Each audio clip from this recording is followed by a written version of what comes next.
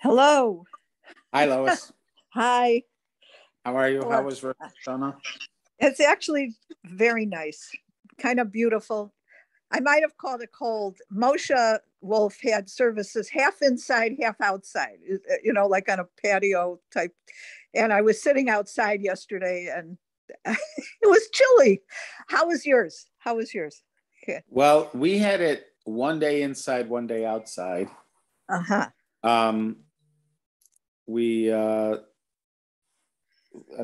Obviously people could choose. So one day I was inside, one day I was outside. Our son AY is the chazan, so that already was excellent, and his family joined us, and it was good. It was fine. It was a little bit cold outside. The outside was in a tent, but it was still. Oh, well, that's better. Who did chakris? Ken Afner, his name is. Who did chakris? Bob Vila? Yeah, I mean he's been doing it for about 20 years or so. That all. So, I didn't go to the first night. I didn't sleep, the night before, but whatever. But I went and I sat outside. If you sat in the sun, it was very warm. Yeah. No, it was there was a lot of people out there in the Lois, the clouds came and then the wind picked up. Lois didn't like it. You should have had faith. But the Chazan from Musaf, it was just everything was perfect about the way he did it. It just was the right rhythm, the right words at the right time with the right expression. And I just sort of lost myself in it. Like, nice. Beautiful. Nice. Beautiful. But it wasn't even, it became, the liturgical content didn't seem to communicate as much as the nigun. Really? Yeah. It was.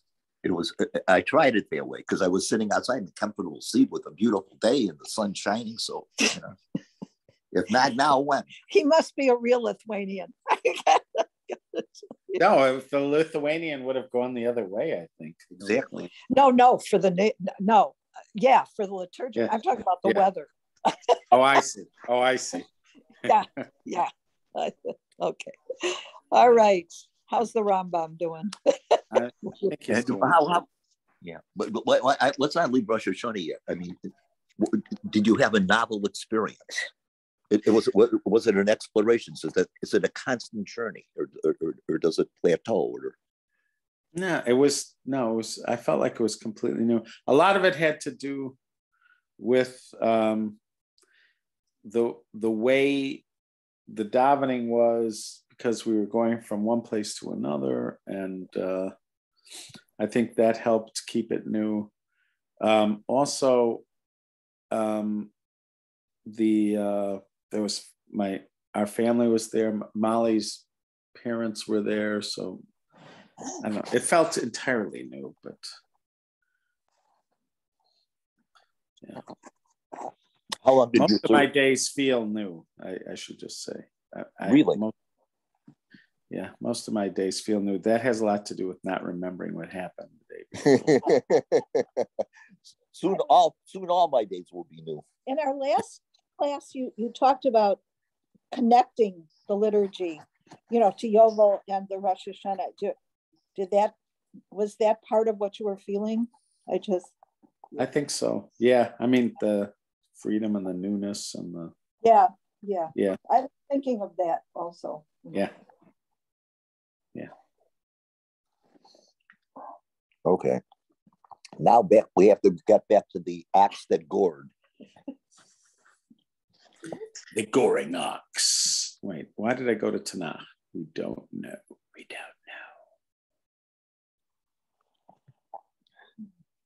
What's here? What am I reading? Almost there.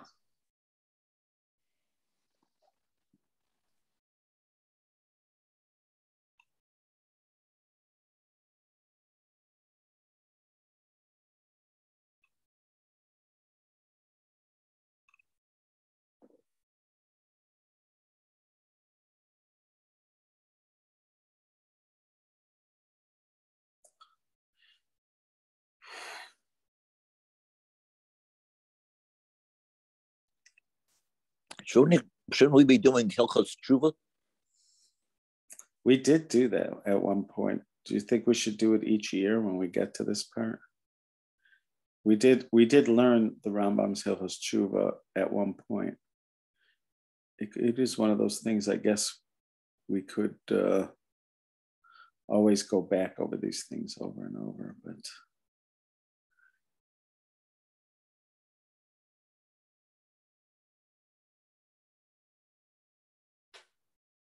so last time we were talking about Hechsher mitzvah, the preparation,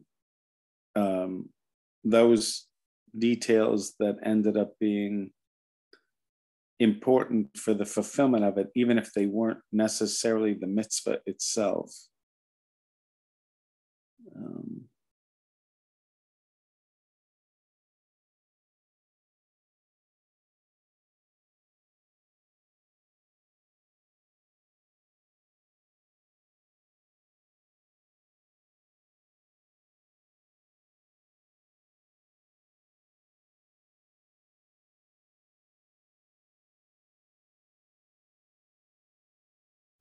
Did we ask whether since there's so much talk about rewards in some of our studies with a particular rabbi, rewards and punishments, is there a separate reward for Hechsher mitzvah? Is there supposed to be a reward, or it doesn't? How does that work?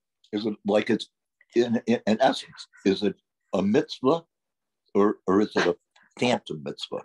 I think that the Rebbe seemed to reify those mitzvahs, certain Hechsher mitzvahs being mitzvahs in their own, but I might be mistaken.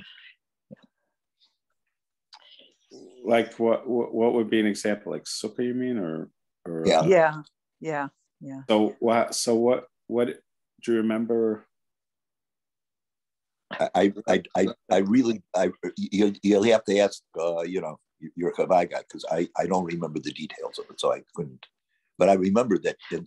You could even go to the discussion you were having about Rabbi Scheinberg. I mean, the fact that you put so much in to preparing for Pesach or clean, you know what I mean? That forget about that. But I know the problem. The case of building the sukkah.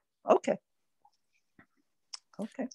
Yeah, but let's say, all right. So yeah, but like for instance, what would you imagine reifying them? It meant? Like, let's look and see if we can find something. Why not?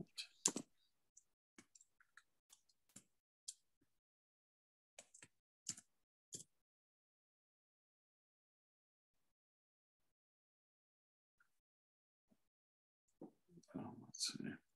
Right. It's a semi-mitzvah.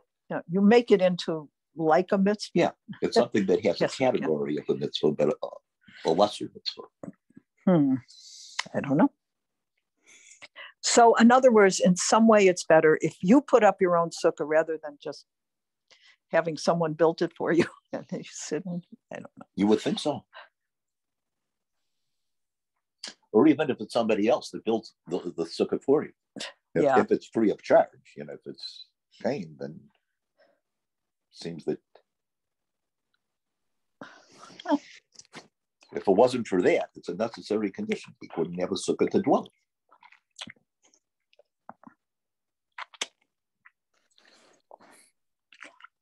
Dallas kosher.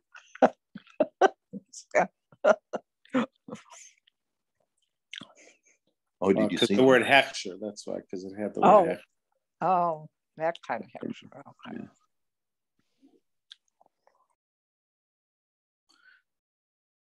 Here, let's see. Maybe they'll say it over here because it's Shulchan Aruch Harav.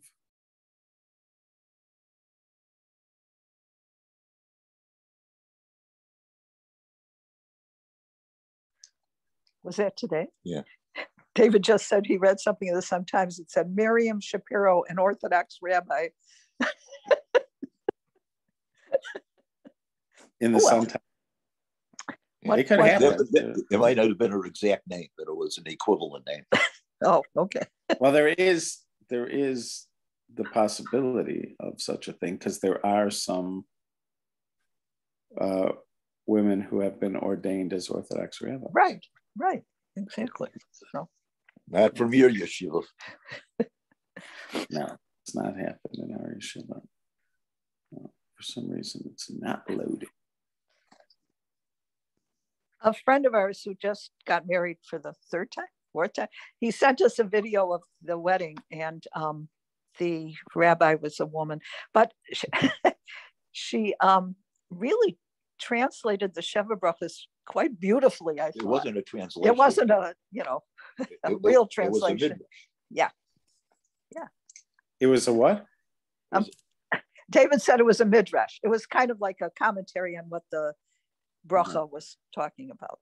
Yeah. I liked it. You would. All right. I'm just picking something. I've seen them before, this place. Anyways.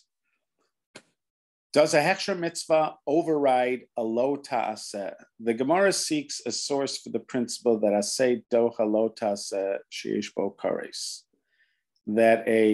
This is towards the beginning of Yevamos. There's lots of discussion about positive commandments overriding negative commandments.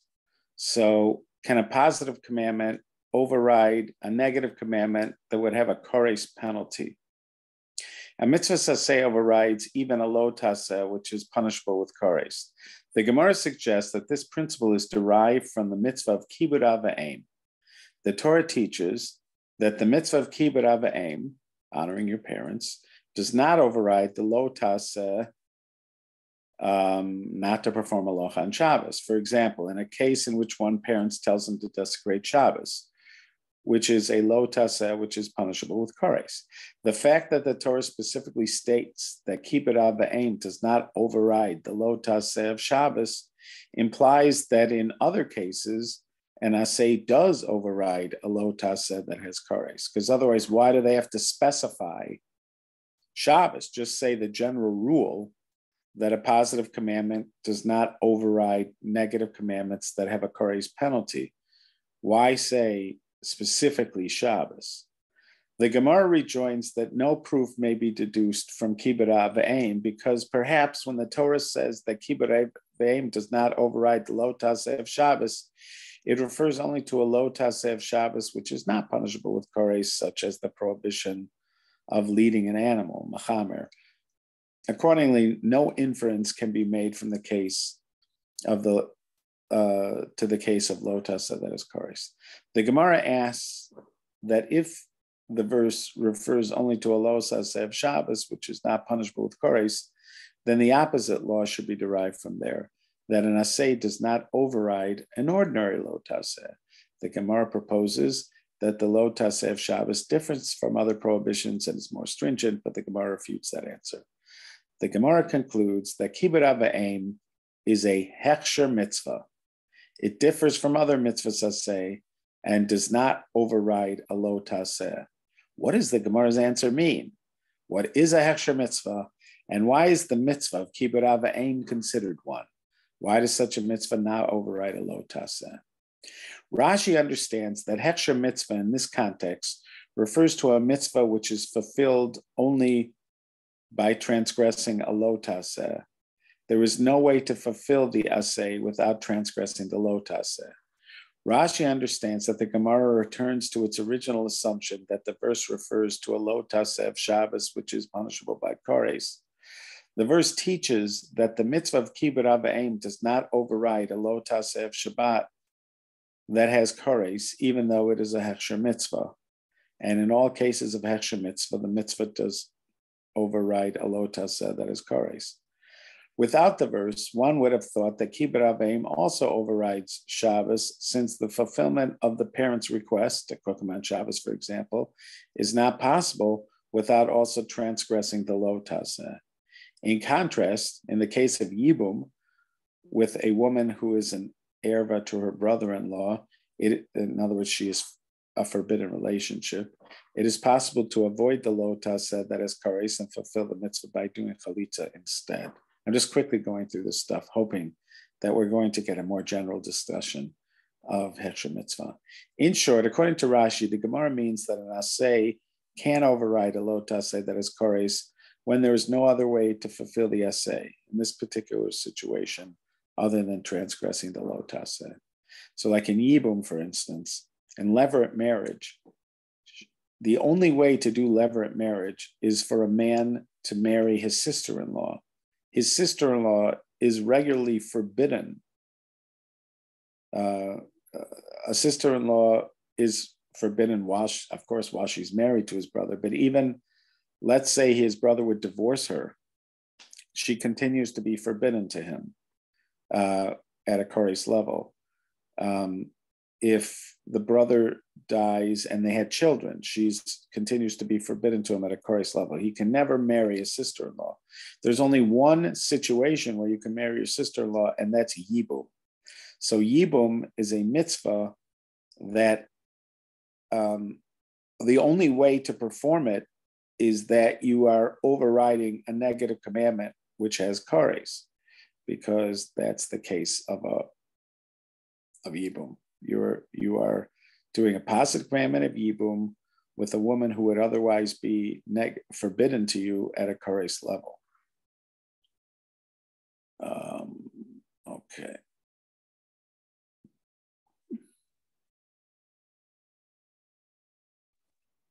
But that doesn't really seem to be the general idea of a hexer. That's not what we ordinarily think of. No, so the question is, why are they calling this a hexer mitzvah?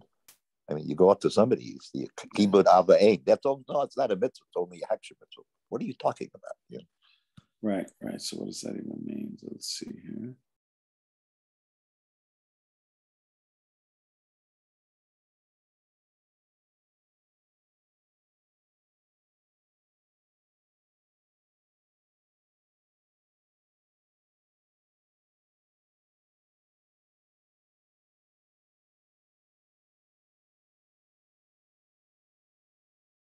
Yeah, this was not helpful.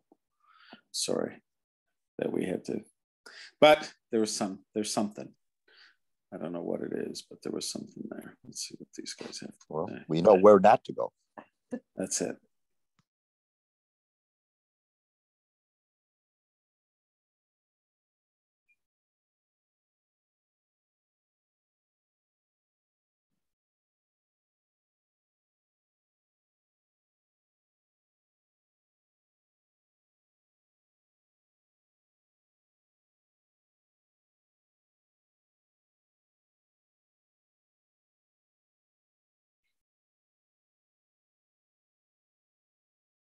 All right, maybe there's some stuff here. Let's look at this. Rabbi J. Kelman, CPA, CA. While the Jerusalem Talmud rules that one make a bracha upon the construction of a sukkah, Sukkah 1-2, our practice is not to do so. Seeing the making of the sukkah is only a hechsher mitzvah, a necessary preparatory stage to the mitzvah itself, that of dwelling in the sukkah. When all is said and done, it matters little who makes the sukkah. The Gemara allows Sukkot, Ganbach, and Ravkash, acronyms for sukkahs made by those not obligated in the mitzvah, non-Jews, or Sukkot made for secular purposes. One made by workers in the field to protect themselves from the sun. The view of Beis Shammai that a sukkah must be made lishma with specific intent to fulfill the mitzvah of sukkah is rejected. So a sukkah can be made by a Gentile, a sukkah can be made for some other purpose than the mitzvah. Those are indications that the building of the sukkah itself is not a mitzvah. While one need not build a sukkah with the mitzvah in mind, the sukkah must be built with intent to provide shade. In Talmudic times, it was common to dry bundles of straw by placing them on top of one sukkah. Such intent biblically disqualifies their use as chak. The rabbis forbade the use of such bundles even when placed on top of a sukkah for purposes of shade, fearful that one may then mistakenly use bundles placed on a sukkah to dry. How would one go about making, all right, so now we're gonna go down to here. Let's go to the Netziv.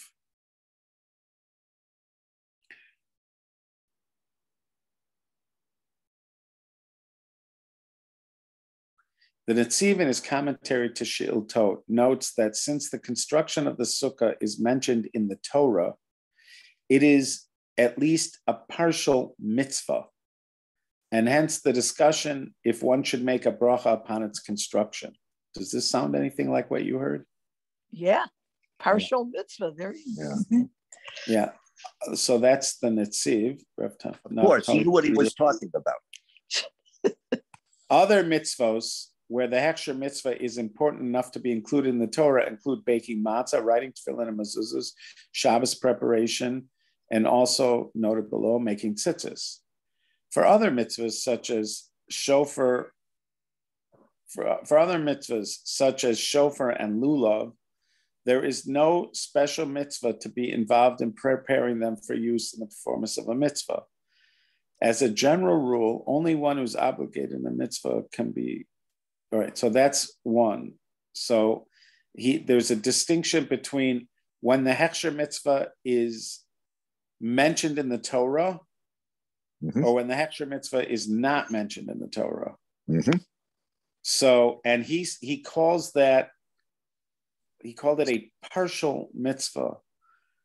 Again, these terms, but in other words, that's why the Yerushalmi would even consider making a bracha on it, because there is some level of command. I guess you would have to say there is some level of command. Now, they've agreed that even though there is some level of command here, that it doesn't have to be a Jew who does it, right? And they've also agreed that let's say with sukkah, it doesn't have to be a Jew who does it. With matzah, however,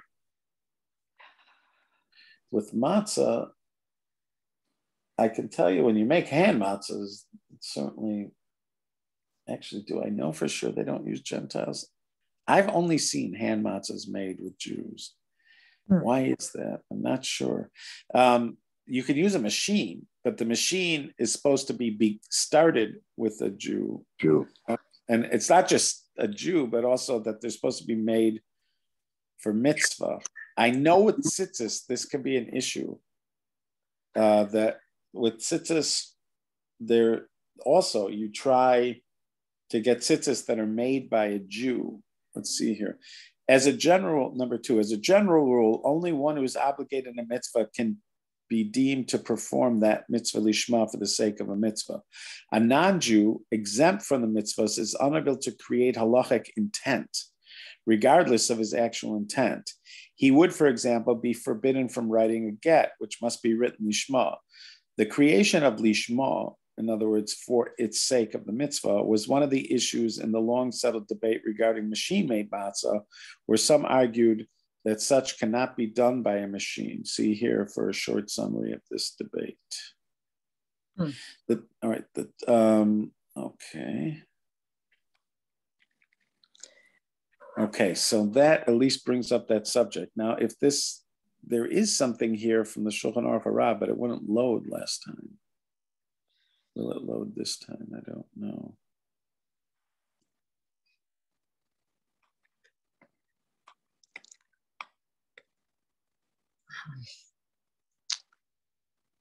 For some reason, that one is not loading. It's not like we didn't try. I could just do one other thing. I could just do Rebbe. I'll just do.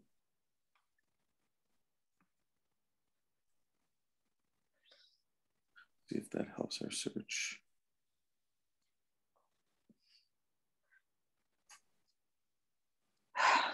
Yes. Came up again. That was Rashi's answer is a genius. What's wrong with Rashi's explanation? Nothing. What? Wait. What did I just?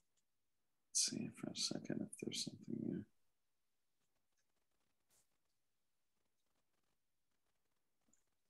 Is it like Hiddur mitzvah or not? No. No. Now, Hiddur mitzvah is once you already have a mitzvah, there's if you embellish, enhance the mitzvah. You might fulfill a notion of hidur mitzvah, which might be learned out from Zeh Keli Van Behu. This is my God, and I will adorn him. So that's one of the sources for the idea that mitzvahs should be beautiful. So if you beautify a mitzvah, if you do a mitzvah in a more beautiful way, if you, let's say, any mitzvah, if you would somehow adorn it or beautify it, but that's not necessarily the preparation for the mitzvah. That is.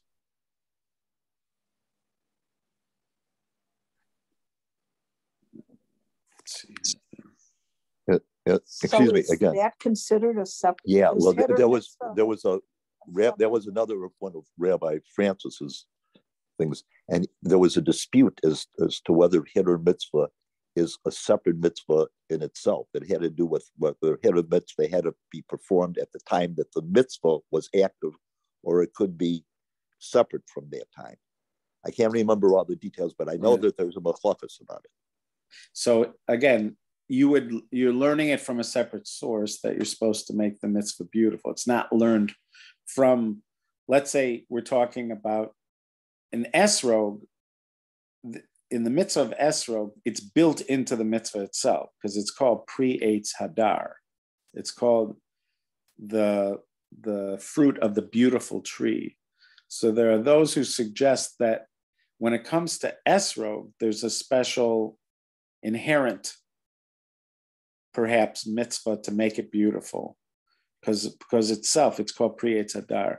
But with other mitzvahs, you would learn it from, let's say, Zeh Keli Van Behu. This is my God, and I will adorn him. So the question is it a separate mitzvah? There is a thing like this about negative commandments. So for instance, there is a negative commandment to put a stumbling block before the blind. So the way we understand that mitzvah, the Rambam codifies this, that mitzvah is you're not supposed to give bad advice to somebody that would cause them to do something wrong. If you give bad advice to somebody that causes them to do something wrong, or if you enable somebody to do something wrong, you violate the mitzvah of lifnei iver, before the blind, do not put a stumbling block. So the question is that a separate? Is it its own separate transgression, or is it a connected to the particular transgression? So in other words, let's say, is it an independent transgression, or is it part of the specific transgression? So in other words, let's say there's lifnei iver of enabling a nazir to drink wine. So is that, if I enable a nazir to drink wine, like I give him wine, or I in some way enable him to drink wine, so is that a prohibition? Did I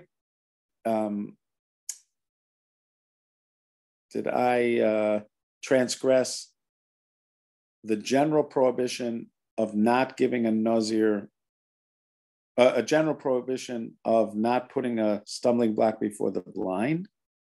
Now, let's say I did that, and I also helped somebody do a loan with interest, and I also helped somebody eat meat and milk together.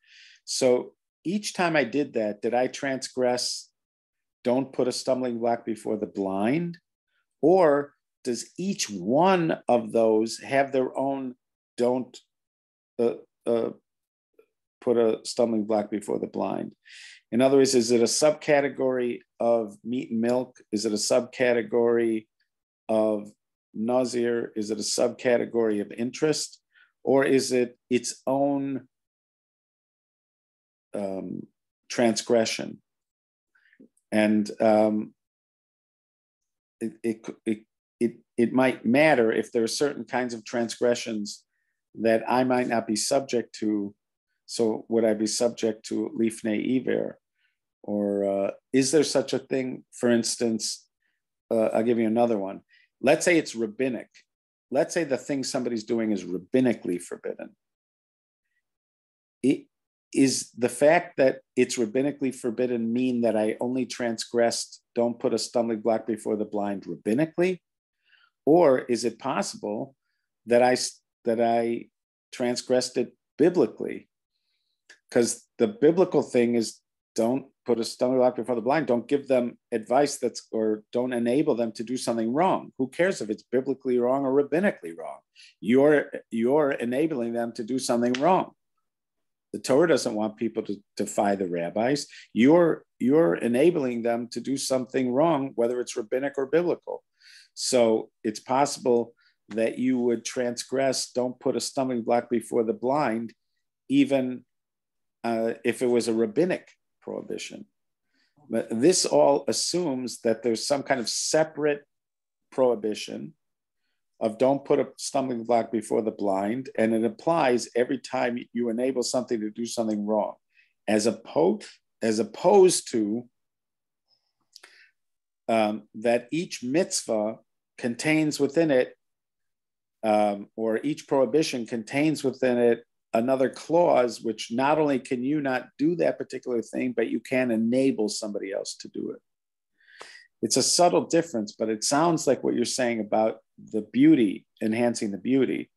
In other words, is enhancing the beauty limited to the circumstances of the mitzvah, or is enhancing the beauty something separate that you're called upon to do every time there is a mitzvah or a general opportunity for a mitzvah?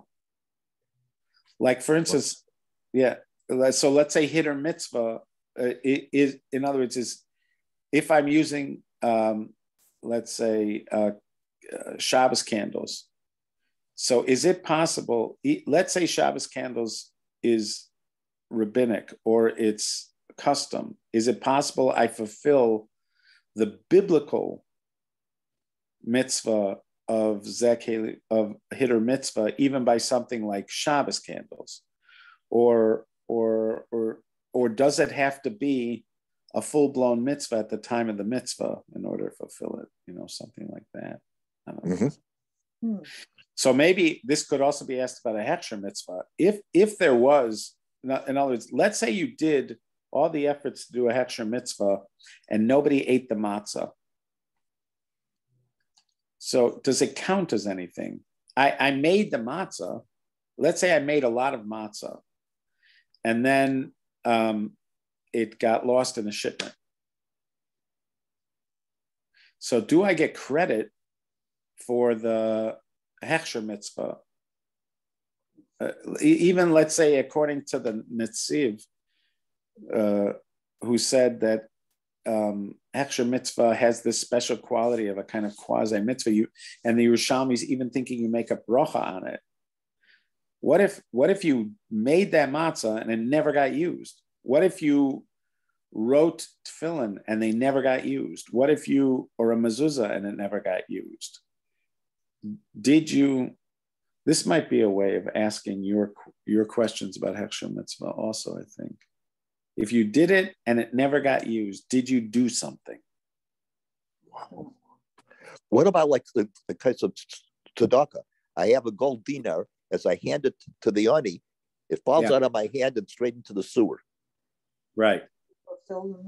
Yeah. I got to get some reward. Or what if you gave it to him and he didn't end up being poor? Yeah. Oh yeah. Oh my God. What if you or just pretending to be poor? Well, no, but then right. it's right. So so that might be also there's something there. There is a notion which is that there's something called onasrach. No, there's another phrase. It's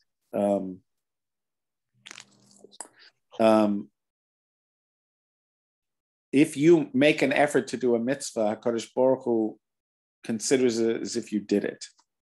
If you did a mitzvah, there's something like that. I forgot what the language is.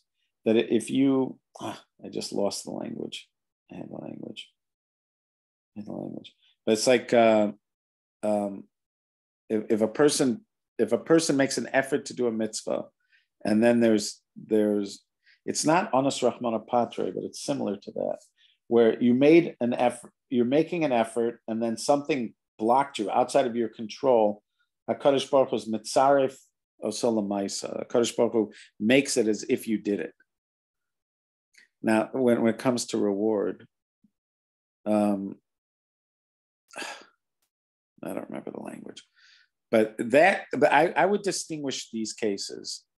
I would say in the case with the sukkah, you did the hechsher mitzvah. You made a kosher sukkah, but nobody ever sat in it. With the poor person and it drops into the drain, you didn't actually. You could be argued you didn't do the mitzvah till it got transferred to him. You know what I mean? That's why I'm thinking of that case where he ends up not being poor. The only difference over there is somebody could argue you didn't do the mitzvah because the mitzvah is to give it to a poor person. You didn't give it to a poor person. So these are more about your effort. But hechsher mitzvah is different because hechsher mitzvah, you did something concrete. You did something that has criteria. You made a kosher sukkah. You made kosher you made matzah that could be used for the Seder. You made tzitzis that could be worn. There, you could say you've done something, and there, like the Yerushalmi is suggesting that there could even be a bracha for it. But the thing is, let's say you did it and it was never used for a mitzvah. So doesn't it sound like that may not count? On the one hand, because it's a preparation for a mitzvah. If a mitzvah wasn't done, what if somebody knew? What if somebody knew beforehand? He was somewhere. He was on a desert island, and he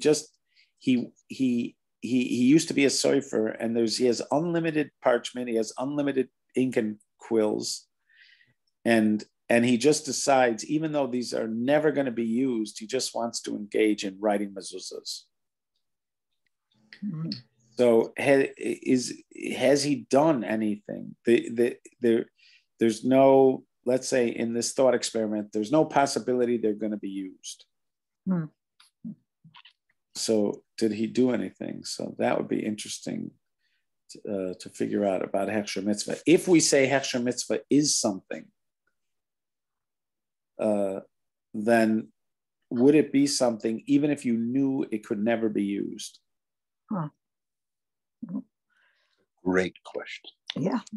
All right. I don't know. Okay, so that was an opportunity to think about hechsher mitzvah for a moment, to research a little bit, and I thank you for that.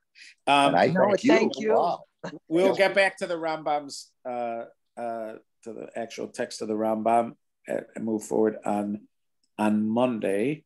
We're good on Monday, and then we may not be good till after Sukkot. Ooh, I'm not sure because Yom Kippur is Tuesday night, right? Right. So I'm pretty sure Tuesday is not going to work, and then Wednesday's not going to work because that's Yom Kippur. And then the next week, too much hechsher mitzvah. No. Right. Then the next week you have Sukkot. So Sukkot we have Monday and Tuesday. Wednesday's Chol HaMoed. I just don't know about. It's a little iffy to suggest we'll be able to do it during Sukkot. So I'm just going to say our next opportunity is going to be after Sukkot. But we do have Monday next week. Right. Yes. So thank you, Rabbi Shkoyach. Thank you so much. Yes. Okay. You'll let us know about the other. Okay. Yeah. Thank you. All right. Okay. Easy, fast. Okay. You too. No, I think I'll see him on Thursday. Yes. Okay. Yeah, you will see me on Thursday. Thursdays are okay. Thursdays are good. Okay. Thank you. Bye-bye. You're welcome.